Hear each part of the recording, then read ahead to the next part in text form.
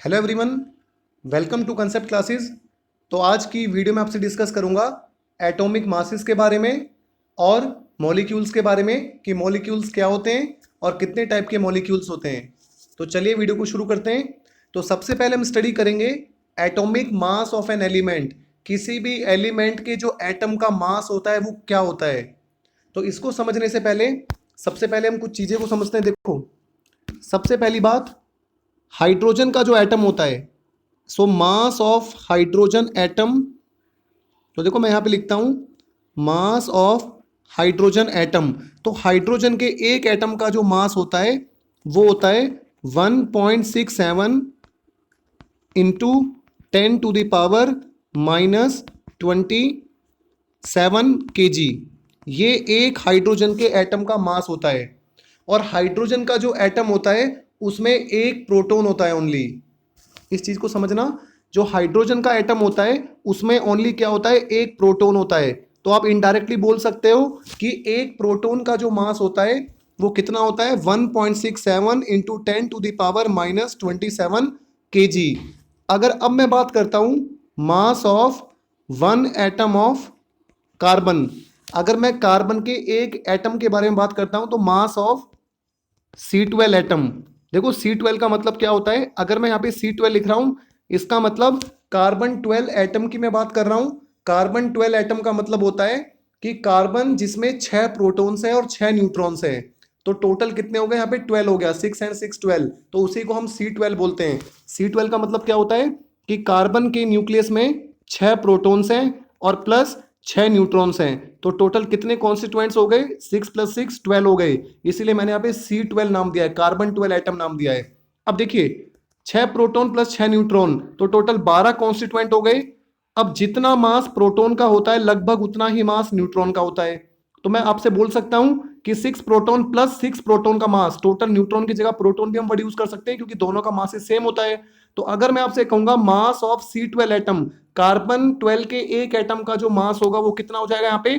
तो देखो 6 + 6 12 multiply by एक प्रोटॉन का मास जो कितना होता है, अब ऊपर देख सकते हो 1.67 इंटू 10⁻⁻27 kg। अब यहाँ पे एक बहुत इंपॉर्टेंट चीज आपको समझनी है। अगर मैं कोई कैलकुलेशन कर रहा हूं और वहां पे बार बार मुझे 1.67 इंटू 10⁻⁻27 को सॉल्व करना हो रहा है तो ये बहुत ही मुश्किल हो जाता है, कैलकुलेशन बहुत ही टफ हो जाती है। तो इस चीज को, इस रेमेडी को सॉल्व करने के लिए कि हमारी जो कैलकुलेशन वो सिंपल हो जाए, तो हमने क्या काम करा, हमने इस 1.67 इंटू 10⁻⁻27 को 1 यूनिट नाम दे दिया। अब देखो ध्यान से समझना, हमने क्या बोला, जो मास है, मास ऑफ C12 एटम, तो कार्बन 12 एटम का जो मास है हमने बोल दिया कि वो कितना है, वो हमारा 12 एटॉमिक मास यूनिट है, जिसे हम पहले AMU बोलते थे और आजकल हम एटॉमिक मास यूनिट को शॉर्ट में U से रिप्रेजेंट करते हैं, यू से डिनोट करते हैं। तो मास ऑफ C12 एटम, तो कार्बन 12 का जो एक एटम है उसका मास हमने कितना ले लिया, उसका मास हमने असाइन कर दिया 12 यूनिट। अब देखो ये यहां आप देख सकते हो जो मैंने आपको बताया था, यहाँ पे 12 मल्टीप्लाई बाय कितना है 1.67 इंटू 10⁻27। तो इस 1.67 इंटू 10⁻27 को हमने क्या बोल दिया, ये हमारा 1 यूनिट है। ठीक है, तो कार्बन 12 एटम का जो मास हो गया वो कितना हो गया, 12 यूनिट हो गया। अब यहां से अगर मैं आपसे बोलूं 1 एटॉमिक मास यूनिट कितना होगा, तो ये 12 यहां मल्टीप्लाई में, यहां जाके डिवाइड में चला जाएगा। तो 1/12 into mass of C12 atom, mass of C12 atom. ठीक है, तो यहां पे हमने क्या काम करा है, एक कार्बन 12 एटम का जो मास है वो कितना है, 12 यूनिट है। तो एक यूनिट कितना हो जाएगा, 1 unit equals to 1/12 into mass of C12 atom. तो हमारा जो एक यूनिट होगा वो किसके इक्वल हो जाएगा, 1/12 into mass of 1 carbon atom. तो कार्बन एटम, तो हमें एक कार्बन एटम लेना है, उस कार्बन एटम के मास का हमें 1/12 लेना है, उसी को हम क्या बोलते हैं, 1 एटॉमिक मास यूनिट बोलते हैं। और सिंपली हम उसको 1 यूनिट से डिनोट करते हैं। तो यहां पे दो टर्म्स आपको क्लियर होनी चाहिए कि कार्बन 12 के एटम का हमने मास कितना असाइन कर दिया, हमने कार्बन 12 एटम का जो मास है वो 12 यूनिट असाइन कर दिया, ये हमने असाइन किया है ताकि 1.67 इंटू 10⁻27 बार बार हमें ना लिखना पड़े, कैलकुलेशन बहुत हमारी इजी हो जाए, सिंपल हो जाए। ठीक है, अब हमें कार्बन के एक एटम का हमने क्या करा, 1/12 ले लिया, उसी को हमने क्या बोल दिया, वो हमारा 1 एटॉमिक मास यूनिट है। अब देखिए बाकी एटम्स का मास हम कैसे कैलकुलेट करेंगे, तो हमने इसी कार्बन के एक एटम का जो 1/12 लिया था, इसी से हमने बाकी सभी एलिमेंट्स के एटम का मास कंपेयर करना शुरू कर दिया। जैसे अगर मैं आपसे बात करता हूं तराजू में, तो मान के चलिए मुझे दो चीजों का वेट मेजर करना है। तो ये मेरे पास एक वेइंग मशीन हो गई, मान के चलो तराजू टाइप हो गया, और यहाँ पे मुझे किसी भी ऑब्जेक्ट का वेट मेजर करना है। अब देखो वेट कैसे मेजर करेंगे, तो कोई भी एक ऑब्जेक्ट है जिसे मैंने यहाँ पे रख दिया, ए नाम का कोई ऑब्जेक्ट है, ठीक है, जिसका मुझे वेट मेजर करना है, जिसका मुझे क्या करना है, जिसका मुझे यहाँ पे वेट मेजर करना है कि उसका वेट कितना है। तो मैं क्या काम करूंगा, यहाँ पे मेरे पास 1-1 केजी के बट है, ठीक है, 1-1 केजी के मेरे पास यहाँ पे बट है जो हमारा वेट मेजर करते हैं। वो 1 केजी का बाट मैंने यहाँ पे रखा, तो देखा मैंने अभी भी इसका जो पलड़ा है वो नीचे की तरफ है, अभी नीचे झुका हुआ है। फिर मैंने 1 केजी का वेट और यहाँ पे ऐड कर दिया, अभी भी ये नीचे है। फिर मैंने 1 केजी का और वेट यहाँ पे ऐड किया, तो हमने देखा कि ये दोनों सेम लेवल पे आ गए। सेम लेवल का मतलब क्या है, ये एग्जैक्टली सेम लेवल पे आ गए, मतलब ये दोनों बैलेंस हो गए। इसका मतलब जो ए का वेट है वो कितना आ गया, 3 केजी आ गया। 3 केजी कैसा है, क्योंकि हमने यहाँ पे 1-1 किलो के यहाँ पे 3 हमने बाट को रख दिया था, तो इसका मतलब इसका वेट कितना हो गया, 3 केजी हो गया। तो देखिए इसी तरीके से हमने क्या काम करा, इस चीज को हमें समझिए। हमने यहाँ पे कार्बन का एक एटम लिया, तो हमने इस तरफ क्या काम कर लिया, हमने इस तरफ कार्बन के एक एटम का 1/12 ले लिया। C12 एटम, कार्बन जो कार्बन 12 एटम है उसका 1/12 हमने ले लिया, और यहाँ पे हमने दूसरे एलिमेंट का एटम ले लिया जिसका हमें मास मेजर करना है। तो मान के चलिए मैंने यहाँ पे एक हाइड्रोजन का एटम ले लिया, या फिर एग्जांपल ले लेते हैं, मैंने यहाँ पे एक मैग्नीशियम का एटम ले लिया। तो देखिए जब मैंने यहाँ पे मैग्नीशियम का एटम लिया, तो हमने देखा मैग्नीशियम का जो एटम है वो इस 112 कार्बन के एटम से 24 गुना ज्यादा भारी है, 24 टाइम्स हैवियर देन दिस 1/12। समझ आया क्या काम करा हमने, इसी तरीके से हमने मेजर करना शुरू किया। हमने एक तरफ, हमने अपनी तराजू के एक तरफ क्या करा, कार्बन 12 एटम का 1/12 ले लिया, मतलब एक एटम लिया कार्बन का, उसका 12वां हिस्सा ले लिया, 1/12 ले लिया, और उस 1/12 से हमने बाकी एलिमेंट्स के एटम का जो मास है वो मेजर करना शुरू किया। तो जब हमने यहाँ पे मैग्नीशियम को लिया, तो जो मैग्नीशियम का मास आया वो 24 गुना आया, 24 टाइम्स आया, किसके, इस कार्बन के एक एटम के 12th हिस्से के। फिर हमने यहाँ से मैग्नीशियम को हटा दिया, मैग्नीशियम का जगह हमने यहाँ पे सोडियम का एटम ले लिया। जब हमने यहाँ पे सोडियम का एटम लिया, तो हमने देखा सोडियम का जो एटम है वो 23 टाइम्स ज्यादा हैवियर है, किससे, इस कार्बन 12 के एक एटम के 12वें हिस्से से। समझ आया। इस तरीके से फिर हमने एल्युमिनियम का एक एटम लिया, उस एल्युमिनियम के एक एटम को हमने तराजू के इस साइड रखा, और यहाँ पे हमने देखा जो एल्युमिनियम का एक एटम है वो इस कार्बन 12 के एक एटम के 12वें हिस्से से कितना है, 27 टाइम्स, 27 गुना ज्यादा हैवियर है। तो यहां से हमने एक स्केल बना ली जिसे हम एटॉमिक मास स्केल बोलते हैं, और उस स्केल पे हमने हर एलिमेंट का ऐसे ही मास मेजर कर करके, तुलना कर करके, इसे रिलेटिव मास बोलते हैं। रिलेटिव क्यों बोल रहे हैं, क्योंकि कार्बन 12 के एक एटम के रिलेटिव में हमने यहाँ पे मास कंपेयर किया है। जो कार्बन का हमने एक एटम लिया था उसका हमने 12वां हिस्सा लिया, उस 12वें हिस्से से हम सभी का वेट मेजर कर रहे हैं, ठीक है। तो इसका मतलब जब हमने मैग्नीशियम का वेट निकाला, मास निकाला, तो मैग्नीशियम का जो मास है वो 12 टाइम्स, वो 24 गुना ज्यादा भारी आया, किससे, उस कार्बन C12 के एक एटम के 12वें हिस्से से। फिर हमने सोडियम का मास निकाला, उसका मास कितना आया, 23 टाइम्स, 23 गुना ज्यादा आया। तो हमने मैग्नीशियम का जो मास है वो कितना असाइन कर दिया, 24 यूनिट असाइन कर दिया। सोडियम का मास कितना असाइन कर दिया, 23 यूनिट असाइन कर दिया। इसी तरीके से हमने उसी से मेजर करा कार्बन 12 के एक एटम के 12वें हिस्से से। तो वहां पे हमने देखा जो हमारा आयरन है, या फिर एक एग्जांपल ले सकते हो, हमारा जो कैल्शियम है, कैल्शियम का जो एक एटम का मास है, एक एटम है वो 40 गुना, 40 टाइम्स ज्यादा हैवियर है उस C12 के एक एटम के 12वें हिस्से से। तो हमने कैल्शियम को 40 यूनिट मास असाइन कर दिया। तो इस तरीके से हमने सभी एटम का एटॉमिक मास कैलकुलेट किया। और कैसे कैलकुलेट किया, हमने रेफरेंस किसको लिया, हमने रेफरेंस C12 जो कार्बन 12 का एक एटम है उसके 12वें हिस्से को हमने रेफरेंस लिया, ठीक है।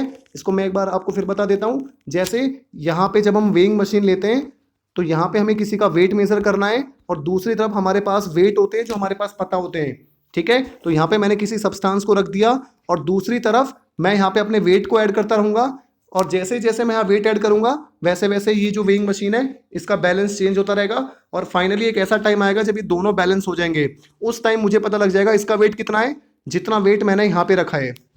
तो इस तरीके से हमने एज अ रेफरेंस कार्बन 12 क्या, एक एटम ले लिया, उसके 12वें हिस्से को हमने रेफरेंस ले लिया और उसी से हमने सभी एलिमेंट्स के एटम का मास मेजर करना शुरू किया और वहां से हमने एक टेबल तैयार कर ली जिसमें हमने सभी का एटॉमिक मास लिख दिया। तो चलिए ये सारी चीजें अगर आपको समझ आ गई तो अब हम कुछ टर्म्स को पढ़ लेते हैं। So carbon 12 atom is that atom of carbon which has 6 protons and 6 neutrons in the nucleus. तो देखिए कार्बन 12 वो एटम होता है जिसमें 6 प्रोटॉन्स होते हैं और 6 न्यूट्रॉन्स होते हैं न्यूक्लियस के अंदर, जिसकी वजह से उसका मास नंबर कितना होता है, 12 होता है।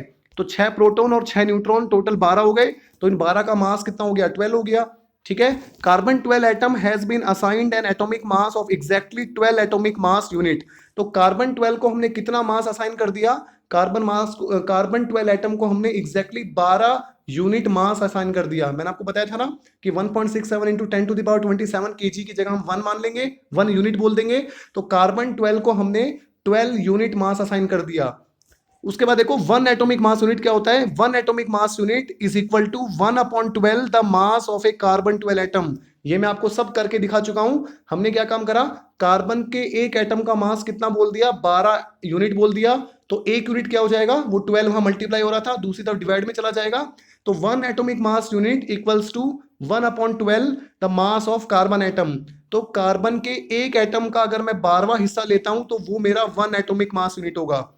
आप देख सकते हो यहाँ पे 1 unit equals to 1/12 the mass of carbon 12 atom. तो हमारी एक यूनिट क्या होगी, 1 atomic mass unit is equal to 1/12 the mass of carbon 12 atom.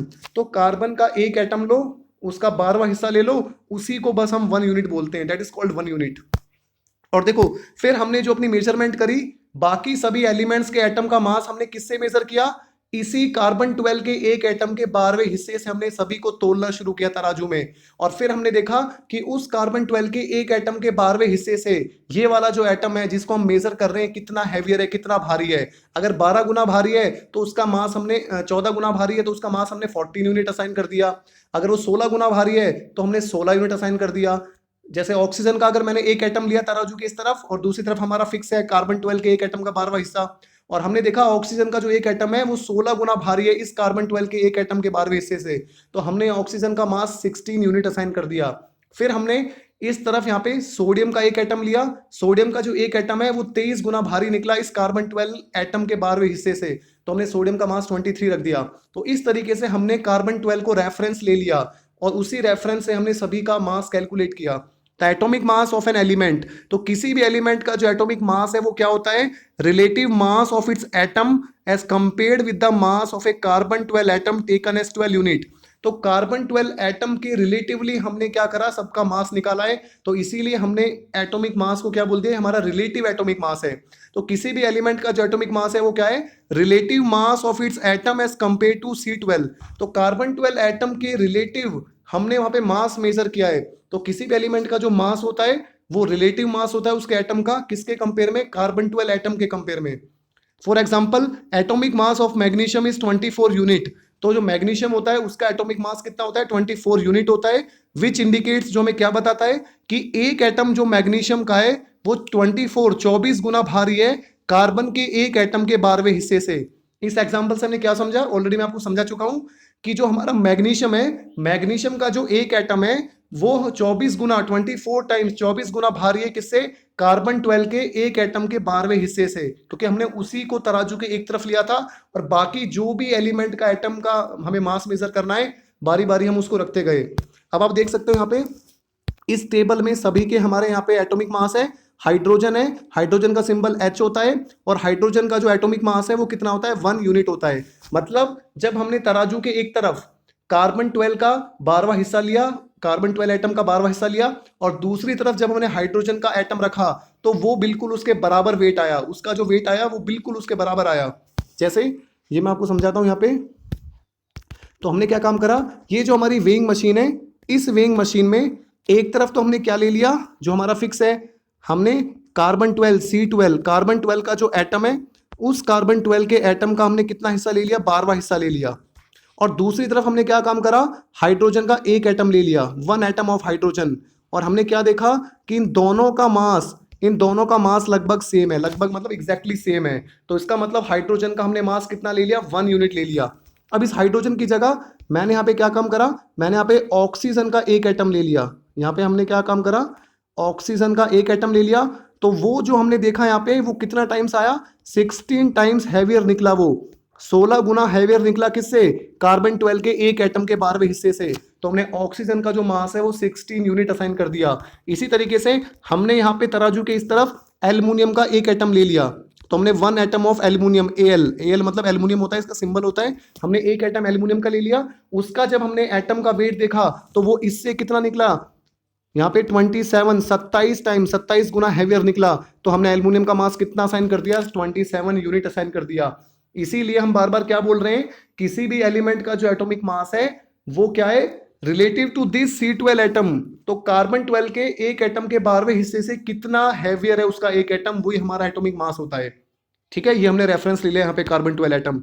तो आप देख सकते हो इन एलिमेंट्स का आपको एटॉमिक मास बिल्कुल याद होना चाहिए, बहुत इंपॉर्टेंट है ये सिंबल। तो मैंने आपको बोला ही था पिछली वीडियो में कि आपको हर एलिमेंट के सिंबल बिल्कुल टिप्सों पे होने चाहिए।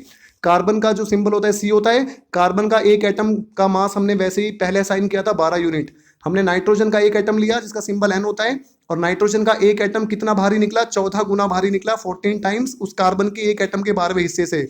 ऑक्सीजन का 16 टाइम्स भारी निकला, सोडियम का 23 टाइम्स। ऐसे करके हमने सबको मास असाइन कर दिया। तो ये मास आप देख सकते हो, फास्फोरस का मास 31, सल्फर का 32, क्लोरीन का मास 35.5, पोटाशियम का मास 39, कैल्शियम का 40, आयरन का 56, कॉपर का 63। इसका मतलब आयरन का मास 56 यूनिट है। इसका मतलब क्या समझे कि आयरन का जो एक एटम है वो कार्बन C12 मतलब कार्बन के एक एटम के 12वें हिस्से से 56 टाइम्स हैवियर है। मतलब तराजू के एक तरफ आपने क्या ले रखा है, कार्बन 12 का 12वां हिस्सा ले रखा है, और दूसरी तरफ आपने आयरन का एक एटम ले रखा है। और आपने देखा ये आयरन का जो एक एटम है ये 56 टाइम 56 टाइम्स ज्यादा हैवियर है इस कार्बन के एक एटम के 12वें हिस्से से। ये तराजू वर्ड मैं वैसे यूज कर रहा हूं ताकि आपको क्लियर हो जाए चीजें कि भाई इस तरीके से हमने रेफरेंस में कार्बन 12 एटम लिया है और उससे हम मेजर कर रहे हैं। ठीक है, ये तराजू फॉर कन्वीनियंस में आपको समझा रहा हूं कि भाई तराजू में इस तरफ ये लिया, इस तरफ ये लिया, ताकि आपको क्लियर हो जाए चीजें।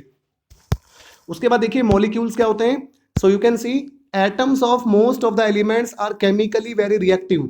अब देखिए जो हमारे एलिमेंट्स होते हैं उनके जो एटम्स होते हैं वो बहुत ही रिएक्टिव होते हैं, वो फ्री स्टेट में एग्जिस्ट नहीं करते हैं कुछ को छोड़ के। जैसे अगर मैं आपसे कहूंगा हाइड्रोजन का एटम वो फ्री स्टेट में नहीं होता। जो एलिमेंट्स के एटम होते हैं वो बहुत ही ज्यादा रिएक्टिव होते हैं, वो कभी फ्री नहीं घूमते हैं, वो तुरंत दूसरे एटम के साथ जुड़ते हैं और जुड़ के मॉलिक्यूल बना देते हैं। So you can see atoms of most of the element. तो जितने भी हमारे एलिमेंट्स हैं, मोस्ट ऑफ द एलिमेंट्स के जो एटम है वो केमिकली बहुत रिएक्टिव होते हैं और वो कभी भी फ्री स्टेट में नहीं मिलते। फ्री स्टेट का मतलब है जैसे हाइड्रोजन जो होता है, हाइड्रोजन कभी भी आपको फ्री स्टेट में नहीं मिलेगा। फ्री स्टेट का मतलब हाइड्रोजन कभी भी आपको H फॉर्म में नहीं मिलेगा। ऑक्सीजन का कभी भी आपको एक एटम नहीं मिलेगा। आपको क्लोरीन का कभी भी एक एटम नहीं मिलेगा। आपको नाइट्रोजन का कभी एक एटम नहीं मिलेगा। ये हमेशा आपस में जुड़े हुए होते हैं। जैसे एक नाइट्रोजन का एटम दूसरे नाइट्रोजन के एटम के साथ जुड़ा और उसने नाइट्रोजन का मॉलिक्यूल बना दिया। एक ऑक्सीजन दूसरे ऑक्सीजन के एटम के साथ जुड़ा, ऑक्सीजन का मॉलिक्यूल बना दिया। एक हाइड्रोजन का एटम दूसरे हाइड्रोजन के एटम के साथ जुड़ा, H2 का मॉलिक्यूल बना दिया। तो कहने की बात क्या है कि एलिमेंट्स के जो एटम्स होते हैं वो हमारे बहुत ही रिएक्टिव होते हैं और फ्री स्टेट में वो कम ही एग्जिस्ट करते हैं। बस नोबल गैसेस ऐसी होती है जिनके एटम फ्री स्टेट में एग्जिस्ट करते हैं। नोबल गैसेस वगैरह सब हम बाद में पढ़ेंगे। ठीक है, और ये जो एटम्स होते हैं ये यूजुअली दो तरीके से जुड़ते हैं, दो तरीके से एग्जिस्ट करते हैं। एक तो in the form of molecule, एक तो ये मॉलिक्यूल की फॉर्म में एग्जिस्ट करते हैं, दूसरा in the form of ions, और दूसरा ये आयंस की फॉर्म में एग्जिस्ट करते हैं। जैसे अगर आप हाइड्रोजन लेते हो तो हाइड्रोजन किस फॉर्म में एग्जिस्ट करता है, हाइड्रोजन मॉलिक्यूल की फॉर्म में, जैसे कि आपका H2 हो गया। इसी तरीके से ऑक्सीजन आपका O2 हो गया, नाइट्रोजन आपका N2 हो गया, क्लोरीन आपका Cl2 हो गया, ब्रोमीन Br2 हो गया। तो ये जितने भी हमारे एलिमेंट्स हैं इनके एटम कभी भी अकेले नहीं घूमते हैं, वो बहुत ही रिएक्टिव होते हैं और वो हमेशा आपस में जुड़े होते हैं। मतलब एक एटम दूसरे एटम के साथ जुड़ जाता है, बॉन्ड बना लेता है, जिसे हम केमिकली बॉन्डिंग बोलते हैं, और वहां पे फिर ये मॉलिक्यूल बना लेते हैं। तो हमारे जो एटम्स हैं वो दो तरीके से जुड़ते हैं, एक तो मॉलिक्यूल्स बनाते हैं और दूसरा वो क्या बनाते हैं, आयंस बनाते हैं। जैसे सोडियम और क्लोरीन आपस में जुड़ के क्या बना देते हैं, NaCl बना देते हैं, जिसे हम क्या बोलते हैं, कॉमन सॉल्ट बोलते हैं, नमक बोलते हैं। अब ये जो NaCl होता है ये हमारा क्या होता है, आयन की फॉर्म में होता है, Na पॉजिटिव, NaCl में Na पॉजिटिव में होता है और Cl हमारा नेगेटिव होता है। तो इसी को हम आयंस बोलते हैं। इसकी स्टडी भी हम अगली वीडियो में करेंगे आयंस के बारे में। तो सोडियम पे क्या होता है, पॉजिटिव चार्ज होता है, क्लोरीन पे क्या होता है, नेगेटिव चार्ज होता है। तो इसी को हम आयनिक कंपाउंड बोलते हैं, जिसमें आयंस बनते हैं। एक हमारा पॉजिटिव चार्ज वाला आयन बनता है, एक हमारा नेगेटिव चार्ज वाला आयन बनता है। अगर मैं आपसे कहूंगा 1 चम्मच नमक आप ले लो, तो उस 1 चम्मच नमक में मिलियंस ऑफ एटम किसके होंगे, Na+ के होंगे, आयंस मतलब, और मिलियंस ऑफ आयंस किसके होंगे, Cl नेगेटिव के होंगे। इसी तरीके से अगर मैं आपसे कहता हूं कि आप हाइड्रोजन, एक कंटेनर में हाइड्रोजन गैस फिल है H2, तो उस हाइड्रोजन गैस में मिलियंस ऑफ मॉलिक्यूल्स किसके होंगे, हाइड्रोजन के होंगे। अगर मैं आपसे कहता हूं कहीं पे Cl2 हमारी गैस प्रेजेंट है, तो मिलियंस ऑफ मॉलिक्यूल Cl2 के होंगे। मतलब जो मॉलिक्यूल होता है वो बहुत छोटा होता है, तो एक थोड़ी सी जगह में हमारे मिलियंस ऑफ मॉलिक्यूल्स होते हैं। आई थिंक आपको क्लियर हो गया होगा। उसके बाद हम पढ़ते हैं मॉलिक्यूल्स के बारे में। What is a molecule? A molecule is an electrically neutral group of 2 और मोर एटम्स केमिकली बॉन्डेड टुगेदर। तो देखिए जो मॉलिक्यूल होता है वो एक न्यूट्रल, इलेक्ट्रिकली न्यूट्रल ग्रुप होता है, 2 या 2 से ज्यादा एटम्स का, जो केमिकली एक साथ जुड़े होते हैं, केमिकली बॉन्डेड होते हैं। जैसे मैंने आपको भी एग्जाम्पल बताया था, एक हाइड्रोजन का एटम दूसरे हाइड्रोजन के एटम के साथ केमिकली बॉन्ड बना लेता है। ये बॉन्डिंग जो होती है ये भी हम आगे आगे स्टडी करेंगे। बहुत सारी टर्म्स हैं जो मैं अभी यूज कर रहा हूं, लेकिन आगे आपको बिल्कुल क्लियर हो जाएंगी कि बॉन्डिंग क्या होती है, कोवेलेंट बॉन्ड कैसे बनता है, कैसे एटम्स आपस में जुड़ते हैं। तो अभी हम थोड़ा बेसिक देख रहे हैं। तो देखो हाइड्रोजन का एक एटम दूसरे हाइड्रोजन के एटम के साथ जुड़ के क्या बना देता है, यहाँ पे हाइड्रोजन का मॉलिक्यूल बना देता है। ऐसे ही ऑक्सीजन का एक एटम दूसरे ऑक्सीजन के एटम के साथ जुड़ के क्या बना देता है, ऑक्सीजन का मॉलिक्यूल बना देता है। क्लोरीन का एक एटम दूसरे क्लोरीन के एटम के साथ जुड़ के क्या बना देता है, क्लोरीन का मॉलिक्यूल बना देता है। तो मॉलिक्यूल क्या होते हैं, molecule is a electrically neutral. ये न्यूट्रल क्यों होते हैं, क्योंकि दोनों हाइड्रोजन एक दूसरे के चार्ज को, इफेक्ट को खत्म कर देते हैं। यहाँ पे दोनों हाइड्रोजन यहाँ पे स्टेबल हो जाते हैं, इलेक्ट्रॉन्स वगैरह इनके फुलफिल हो जाते हैं। ये सारी चीजें हम आगे पढ़ेंगे। इलेक्ट्रिकली न्यूट्रल का मतलब हम आगे पढ़ेंगे। इन पे कोई चार्ज नहीं होता, जैसे आयंस पे प्लस माइनस चार्ज होता है, लेकिन यहाँ पे जो मॉलिक्यूल्स होते हैं इन पे कोई चार्ज नहीं होता। कोई चार्ज का मतलब क्या होता है, इन पे जो इलेक्ट्रॉन्स होते हैं वो फुलफिल होते हैं। जितने इलेक्ट्रॉन्स इनको चाहिए उतने इलेक्ट्रॉन इनके पास आ जाते हैं, तो इन पे कोई पॉजिटिव नेगेटिव चार्ज नहीं होता। ना इन पे इलेक्ट्रॉन्स की कमी होती, ना इन पे इलेक्ट्रॉन ज्यादा होते हैं। तो इसका मतलब ये न्यूट्रल होते हैं। न्यूट्रल मतलब जितने इलेक्ट्रॉन्स इनको चाहिए स्टेबल होने के लिए उतने ही इलेक्ट्रॉन्स इनके पास होते हैं। अगर इनको 8 इलेक्ट्रॉन चाहिए स्टेबल होने के लिए एक एटम को, तो 8 इलेक्ट्रॉन ही होते हैं। अगर किसी को 2 इलेक्ट्रॉन चाहिए स्टेबल होने के लिए, तो उनके पास 2 इलेक्ट्रॉन होते हैं। तो इसका मतलब ये जो होते हैं हमारे, ये सारे स्टेबल होते हैं और आपस में बॉन्ड बनाते हैं। तो जो हमारा मॉलिक्यूल होता है, मॉलिक्यूल क्या होता है, a molecule is an electrically neutral group of 2 और मोर एटम। जो मॉलिक्यूल होता है वो इलेक्ट्रिकली न्यूट्रल ग्रुप होता है, एक ऐसा ग्रुप होता है जो इलेक्ट्रिकली क्या होता है, न्यूट्रल होता है। किसका, 2 या 2 से ज्यादा एटम्स का, जो केमिकली जुड़े होते हैं। ठीक है, तो मॉलिक्यूल की डेफिनेशन आई थिंक आपको क्लियर होगी कि जो मॉलिक्यूल होता है वो इलेक्ट्रिकली न्यूट्रल ग्रुप होता है। ग्रुप मतलब जिसमें 2 या 2 से ज्यादा एटम्स केमिकली जुड़े होते हैं। केमिकली मतलब वो आपस में बॉन्ड बना के रखते हैं। कोवेलेंट बॉन्ड होते हैं, आयनिक बॉन्ड होते हैं, बहुत सारे बॉन्ड होते हैं, लेकिन वो केमिकली रिएक्शंस के थ्रू आपस में बॉन्ड बनाते हैं। It is called a molecule, like molecule of hydrogen, molecule of oxygen, molecule of chlorine. तो जैसा हाइड्रोजन का जो मॉलिक्यूल होता है उसमें क्या होता है, 2 हाइड्रोजन के एटम केमिकली जुड़े होते हैं। ऑक्सीजन का मॉलिक्यूल होता है उसमें 2 ऑक्सीजन के जो एटम है वो केमिकली जुड़े होते हैं। क्लोरीन का मॉलिक्यूल हो गया, इसमें 2 क्लोरीन के मॉलिक्यूल आपस में केमिकली जुड़े होते हैं। इसी तरीके से मान के चलिए मैंने फास्फोरस का एक मॉलिक्यूल, फास्फोरस का मॉलिक्यूल ले लिया P4, इसमें 4 फास्फोरस के एटम आपस में जुड़े होते हैं। मैंने सल्फर ले लिया, जो एसिड होता है, सल्फर का मॉलिक्यूल ले लिया, इसमें 8 सल्फर एक साथ जुड़े होते हैं। तो ये हमारा मॉलिक्यूल होता है जिसमें एक तो सारे एटम्स होते हैं वो स्टेबल होते हैं, उन पे कोई चार्ज नहीं होता, मतलब पूरे मॉलिक्यूल पे कोई चार्ज नहीं होता, और दूसरा वो केमिकली बॉन्ड के थ्रू जुड़े होते हैं। तो चलिए अब आगे बढ़ते हैं। मॉलिक्यूल्स ऑफ एलिमेंट अब हम पढ़ते हैं। तो देखिए 2 टाइप के मॉलिक्यूल्स होते हैं हमारे पास, एक तो होते हैं मॉलिक्यूल्स ऑफ एलिमेंट और एक होते हैं मॉलिक्यूल्स ऑफ कंपाउंड। तो देखिए एक तो हमारे वो मॉलिक्यूल्स होते हैं जो एलिमेंट से बनते हैं। एलिमेंट से मतलब जब सेम टाइप के एटम आपस में बॉन्ड बनाते हैं तब हमारे मॉलिक्यूल्स ऑफ एलिमेंट बनते हैं।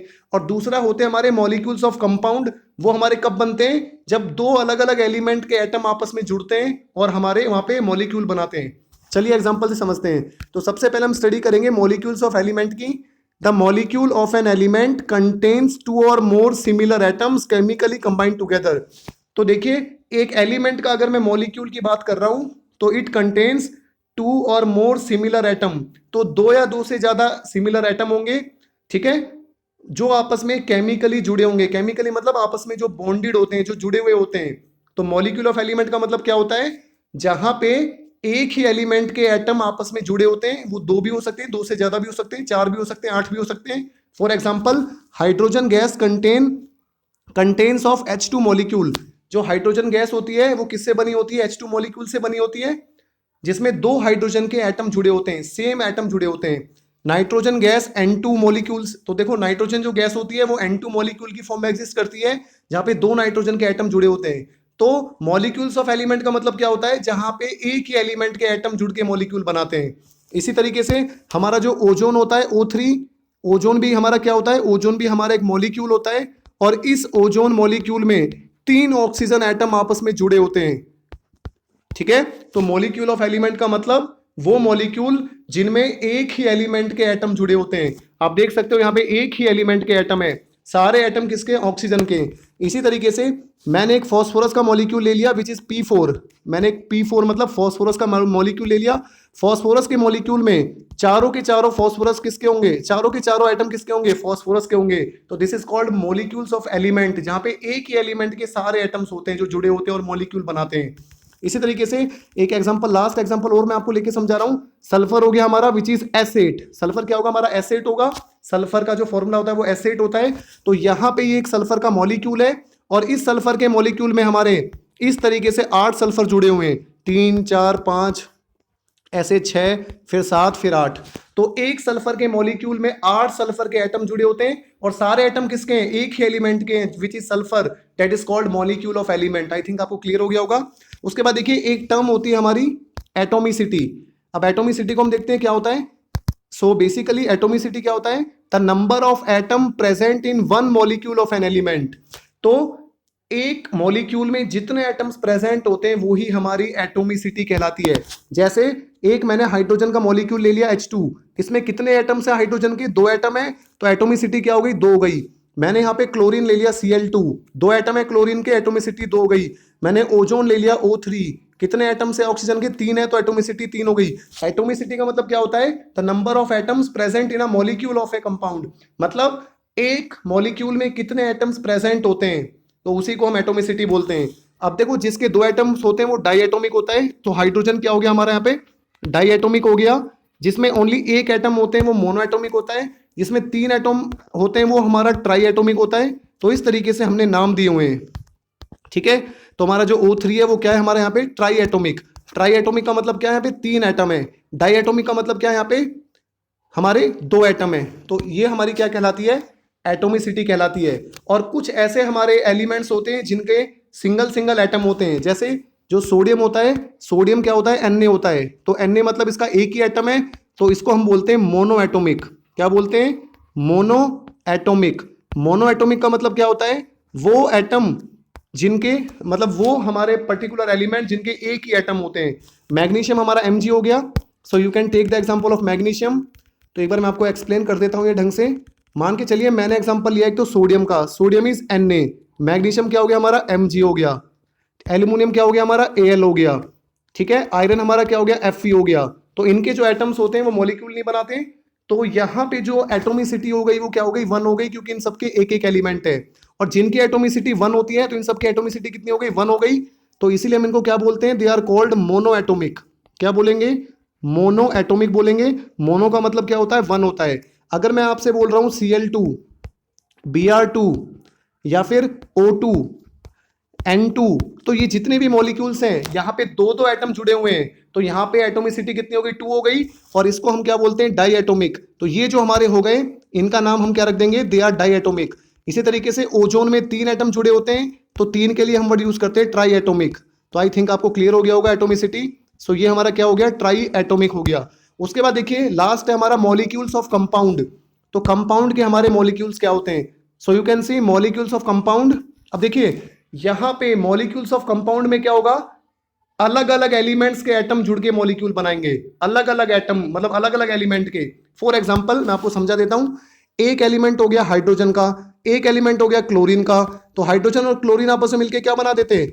HCl बना देते हैं। सो HCl is a molecule of compound. तो मेरे पास एक HCl का मॉलिक्यूल है। ठीक है, तो ये क्या होते हैं? मॉलिक्यूल्स ऑफ कंपाउंड, जो कंपाउंड के मॉलिक्यूल्स होते हैं। और कंपाउंड क्या होते हैं? जब 2 एलिमेंट आपस में मिलकर बॉन्ड बनाते हैं। इसी तरीके से एक हमारे पास Na हो गया, एक Cl हो गया। तो 2 अलग अलग एलिमेंट हो गए, इनके एटम जुड़े और क्या बना दिया? NaCl का क्या बना दिया? एक कंपाउंड बना दिया। ठीक है, तो इस NaCl के कंपाउंड में सारे मॉलिक्यूल्स किसके होंगे? NaCl के होंगे। इसी तरीके से हमारे पास HCl है, हाइड्रोजन और क्लोरीन आपस में मिले और मिलके क्या बना दिया? HCl बना दिया। तो मान के चलिए ये मेरे पास एक कंटेनर है, इसमें अभी जितने भी हमारे मॉलिक्यूल्स होंगे, जितने भी मिलियंस ऑफ मॉलिक्यूल्स होंगे, ये सारे मॉलिक्यूल्स किसके होंगे हमारे पास? HCl के होंगे, HCl कंपाउंड के होंगे। तो कंपाउंड के मॉलिक्यूल्स होंगे, ध्यान से समझना। मैंने आपको बोला कि एक गिलास पानी लेके आ जाओ।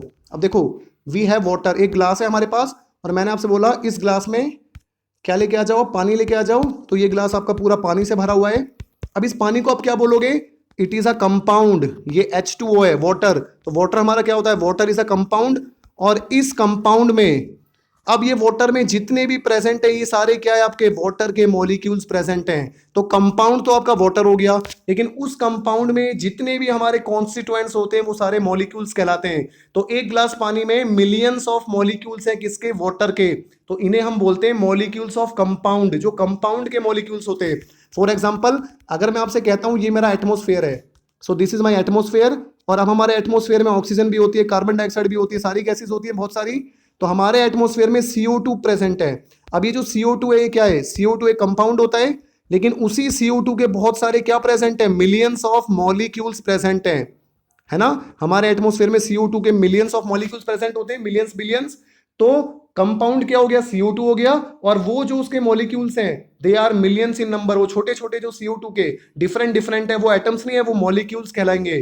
तो आई थिंक आपको क्लियर हो गया होगा टर्म्स। तो देखिए, मॉलिक्यूल ऑफ कंपाउंड्स हम पढ़ रहे थे यहाँ पे। मॉलिक्यूल्स ऑफ कंपाउंड क्या होते हैं? The molecule of a compound contains two और more different types of atom chemically combined together. अब देखिए, चाहे मॉलिक्यूल्स ऑफ एलिमेंट ले लो, चाहे मॉलिक्यूल्स ऑफ कंपाउंड ले लो, ये सारे केमिकली जुड़े होते हैं आपस में। केमिकली मतलब ये बॉन्डेड होते हैं, ये आपस में रिएक्शंस के थ्रू बॉन्ड बनाते हैं। ये ऐसे नहीं जुड़ते हैं फिजिकली कि इनको आप अलग कर सकते हो, आप इनको अलग नहीं कर सकते हो। केमिकली अलग कर सकते हो बट फिजिकली अलग नहीं कर सकते हो। वाटर को आप अलग कर सकते हो, लेकिन इलेक्ट्रिसिटी पास करा के, फिजिकली नहीं कर सकते हो। इसी तरीके से NaCl को आप अलग कर सकते हो इलेक्ट्रोलाइसिस प्रोसेस से, करंट पास करा के Na+ और Cl- को अलग कर सकते हो। मतलब आप कंपाउंड्स को अलग कर सकते हो by only chemical method, not by physical method. ठीक है। तो मॉलिक्यूल्स ऑफ कंपाउंड क्या होते हैं? The molecule of a compound contains. तो किसी भी कंपाउंड का आप मॉलिक्यूल ले लो, उसमें क्या होगा? टू और more different types of atom chemically combined together. तो दो या दो से ज्यादा अलग टाइप के एटम जुड़े होंगे। और इससे पहले जो मैंने आपको पढ़ाया था मॉलिक्यूल्स ऑफ एलिमेंट, उसमें क्या होता है कि उस मॉलिक्यूल में एक ही एलिमेंट के एटम जुड़े होते हैं। जैसे H2 में दोनों हाइड्रोजन के एटम है, Cl2 में दोनों क्लोरीन के एटम है, O2 में दोनों ऑक्सीजन के एटम है। तो वहां पे क्या होता है? सेम एटम जुड़े होते हैं, लेकिन मॉलिक्यूल्स ऑफ कंपाउंड में अलग अलग जुड़े होते हैं। For example NaCl। NaCl एक कंपाउंड होता है जिसमें सारे मॉलिक्यूल्स किसके होते हैं? NaCl के होते हैं। Na अलग एटम है, Cl अलग टाइप का एटम है, ये जुड़ा तो NaCl बन गया। इसी तरीके से वाटर कंपाउंड होता है जो दो तरीके के एटम से मिलकर बना होता है, हाइड्रोजन और ऑक्सीजन। इसी तरीके से CO2 एक कंपाउंड होता है जिसके मॉलिक्यूल में दो टाइप के एटम होते हैं, एक तो कार्बन के होते हैं और एक ऑक्सीजन के होते हैं। ठीक है। आई थिंक ये आपको क्लियर हो गया होगा। मॉलिक्यूल्स हमने पढ़ लिया, एटॉमिक मास हमने पढ़ लिया। वीडियो से रिलेटेड आपको कोई भी डाउट होता है तो वीडियो के कमेंट सेक्शन में पूछ लो या व्हाट्सएप पे पूछ लो। बहुत इंपॉर्टेंट टॉपिक चल रहा है, बहुत इंपॉर्टेंट चैप्टर चल रहा है। जितने भी इसके टॉपिक्स आप आगे पढ़ते रहेंगे वो सारे इंपॉर्टेंट है। मैं आपको पहले ही बता रहा हूँ, केमिस्ट्री का ये बेस चैप्टर है। मतलब अगर आपको केमिस्ट्री स्टडी करनी है तो ये चैप्टर की सारी टर्म्स आपको क्लियर होनी चाहिए, बिल्कुल क्रिस्टल क्लियर होनी चाहिए। सिंबल्स ऑफ एलिमेंट आपको याद होने चाहिए, उनका मासेस पता होना चाहिए। तो सारी चीजें बहुत इंपॉर्टेंट इस चैप्टर में, कुछ भी आप स्किप नहीं कर सकते हो। तो कैसा भी डाउट हो, whatever type of doubt you are facing, you are feel free to ask on my video comment section and और you can ask on my WhatsApp personal number. ठीक है।